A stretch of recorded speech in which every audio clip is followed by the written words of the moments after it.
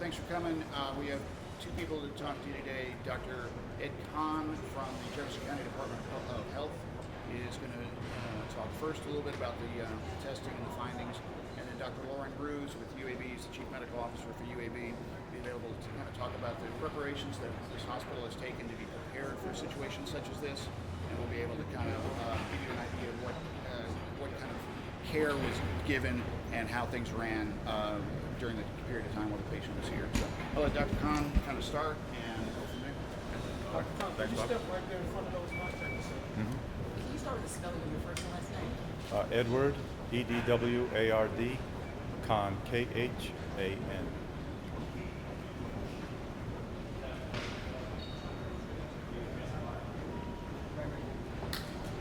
Okay.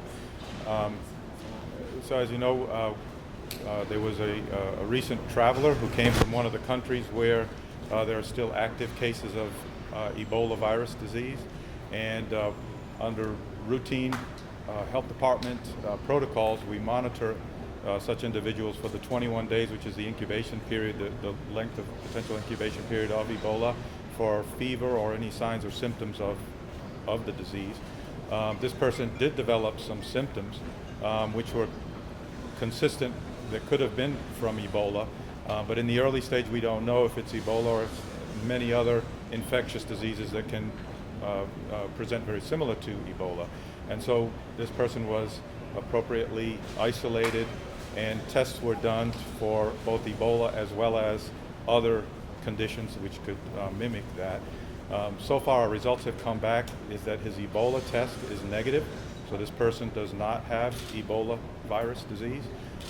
There is also some other testing which has come back, which has revealed another diagnosis, which will explain the person's symptoms, and which he's receiving treatment for that now. At this point, it is felt that there is no risk to people who may have been in contact with this individual for exposure to Ebola, since his test is negative. So, the caution steps that we took at the beginning, when we didn't know, they were all in place.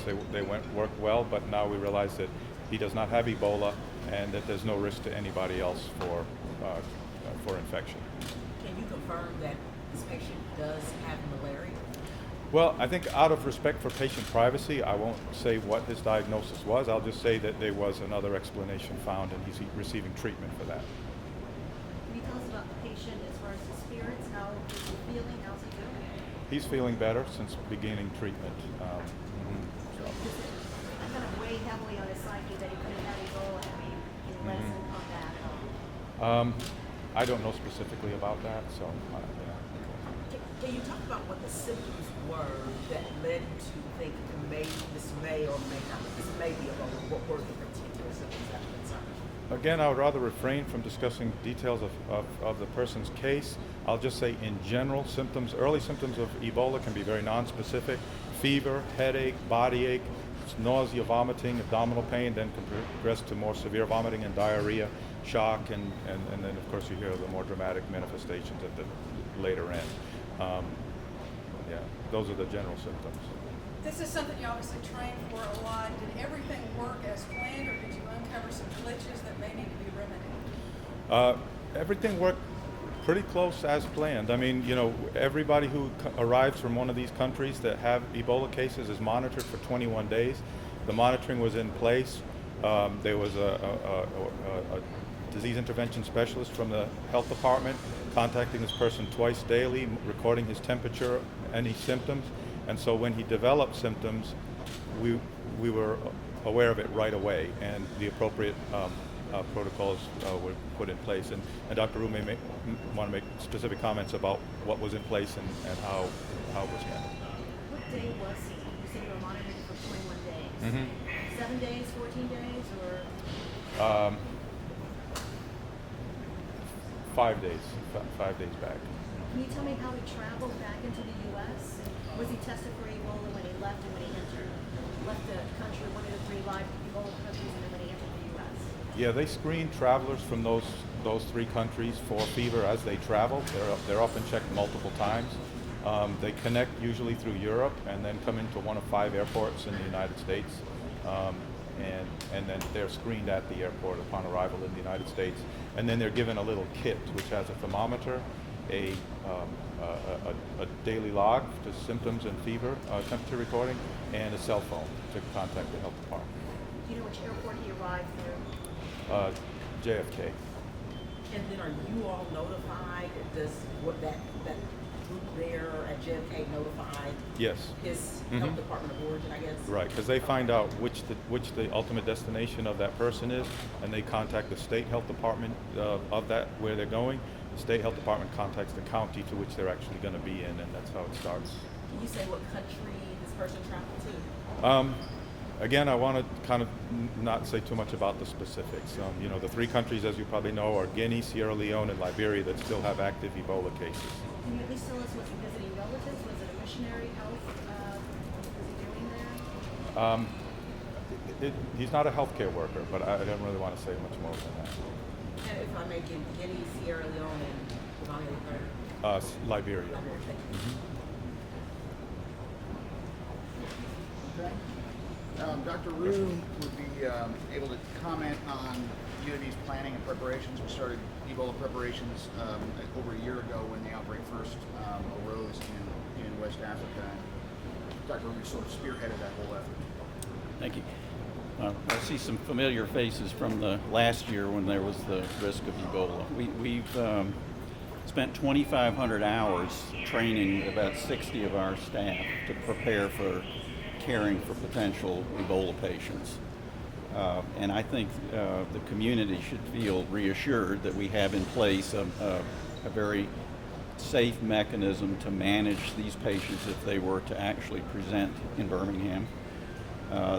Things went very smooth in terms of our preparation in the hospital and then subsequently his isolation in the hospital. Our team wore all the appropriate protective barrier equipment, and they are constantly training for this year-round. So this isn't just we have a risk, they're doing it 12 months of the year. And so I was going to ask, it has been a while since the big scare was out there. And so in that time, had there been some kind of lax and backing off over fines, has now? Was that the mindset at all, or you all heard it? It sounds like you all.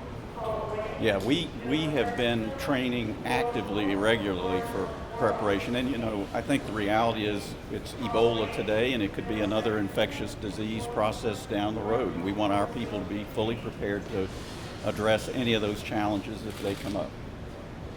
Upon entering the hospital yesterday, it sounds like your folks took precautions and were wearing I think Dr. Khan mentioned that last night, the PPE. Yes. And everything was in place, and you, again, are content and happy with how things went last night. Absolutely. And again, our folks train. We have a very active simulation center here at UAB, and they are able to actually detect if there are any breaks in the barrier precautions in their training. And so they've learned to put this equipment on and take it off very effectively and very safely. And give us an idea for those who weren't aware last night, what kind of equipment are we talking about? So we're talking about every surface of the body being covered with some type of protective barrier. So that includes from head to toe.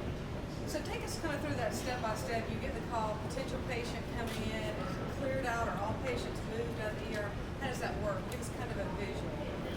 You know, we've got a good partnership with the public health agencies, and when we get notified that a suspect patient is coming, we work with the EMS community. They've taken proper precautions for themselves and the people they transport. The emergency department gets prepared. We have an area we've identified that we put these patients in that's remote from the other parts of the emergency department. It enables the staff to have a ante-room, so to speak, to get their equipment on and off, to be able to safely enter the patient area.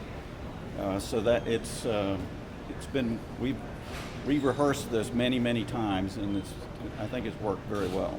Talk about it all, the isolation or the quarantine room, and how that was set up in the hospital as far as location and the amount of space it takes up, how many patients you can potentially treat.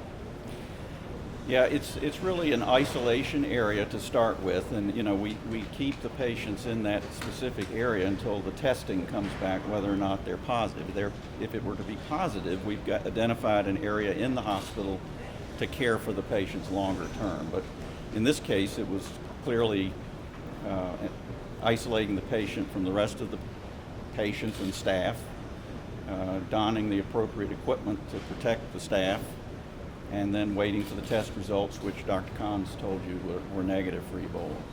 How long does it usually take for those results to come back? My impression is it's about 6 hours, and Dr. Khan, if I'm wrong, correct me, but I think it takes about 6 hours from when it reaches the state health department. Your staff obviously prepared, you had the right equipment. I don't know if you can at all speak to the firefighters who were subsequently quarantined as well. Two were brought here, four were at a firehouse. Do people who are on the front lines, or responders, first responders, do they need the proper equipment out when they're treating or coming in contact with a person like this? Yeah, again, I think it'd be better to hear directly from the paramedic community about that. My understanding is that the paramedic that had the most direct contact with the patient had the equipment on, and the others had an extremely low risk of any kind of exposure. But out of abundance of caution, they elected to isolate those firefighters as well. And just to be clear, and I don't know if you or Dr. Khan can answer this better, but whatever disease the person has, is it contagious? Is there a concern for spreading? No. It is not contagious. And I know that I just looked at reports that we've done. I know Birmingham Fire and Rescue has said that it is malaria. So I just want to ask again, can you confirm that? Will you confirm that at all? We're restricted by the HIPAA regulations, and we can't provide personal health information without the patient's consent, so we can't comment on that. Is there anything that the community needs to know at this point for their own safety, or what does the community need to know after this? I think Dr. Khan and I would jointly say that there is no risk to the community at this time.